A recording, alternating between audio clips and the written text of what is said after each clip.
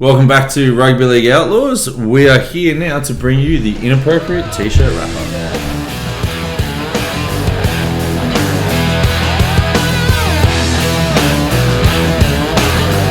Dan, we got a lot to talk about.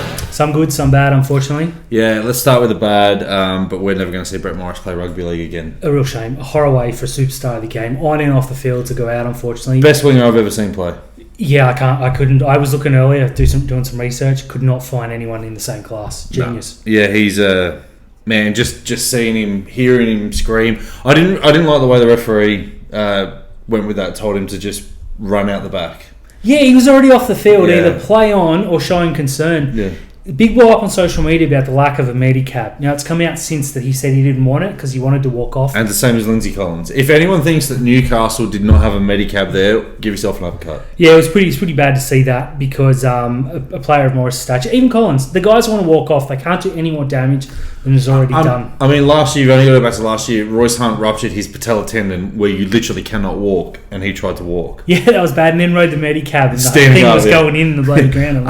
Now, with Morris out, does young Sully make his debut? I think it's time. Now, Robinson's come out real quick and said he's one of plenty of options. I think the smoke screens have to end now. Yeah. It's time. Especially with Tedesco 50-50 to come back next week. Absolutely. That's going to be scary for them. The Cowboys have come out and said Scott Drinkwater is a priority despite signing two halves. Doesn't make sense to me. Where does he fit in? Does he play 9? Does he play fullback?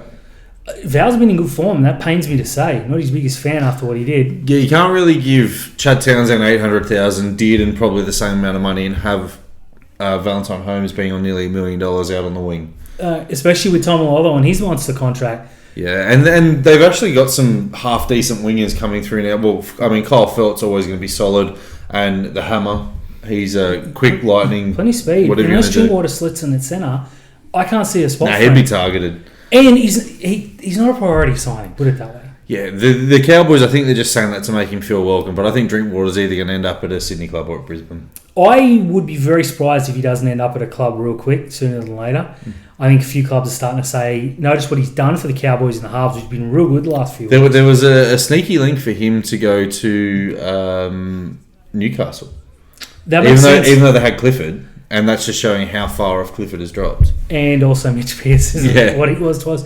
If he ends up at Cronulla, how you feeling? Yeah, absolutely. Him and Adam Reynolds would be a tremendous, bring that club together for 2022. Cronulla, if you're watching. Yeah, just listen to South Sydney, though, missing... Everyone. Cam Murray, 3 weeks. Adam Reynolds, 6. Latrell's out for 2 more weeks with Campbell suspension. Graham. I'll still beat Cronulla and Magic. Absolutely dusters. They can probably run out their flag team and beat us. They can, but that's some big names, some big money missing too. Yeah. Where the try's going to come from?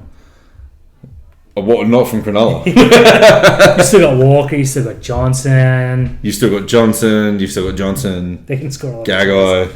Poor South. Yeah, absolutely. Look at that depth being stretched. Reynolds hurt his hand though. Does that mean he doesn't sign for Cronulla this week? He's left-handed. Oh, sweet. I don't know. I hope so. Greg Inglis debut for Warrington and scores a try. Sets up 2. Fantastic. You knew he'd go over there and kill it, even at 105 years old. And I mean, Gareth Widdop just look. Any time they didn't know what they were doing, they're like, let's just give it to that guy. This is going to be. That's a great gameplay.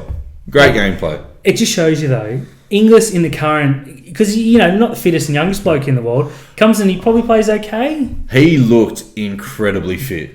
Was that a year? Yeah. COVID may have actually helped him because they might have thrown him in the deep end last year. Yeah, he didn't get as involved as Greg Inglis normally does, but he looked really fit. He will. That makes Warrington scary. Potential favourites. Yeah. Yeah, St Helens are still. I'm leaning towards Wigan totally unbiasedly. Yeah. But yeah. The Titans, Terry. 2 weeks in a row they've led 100-0 and lost games.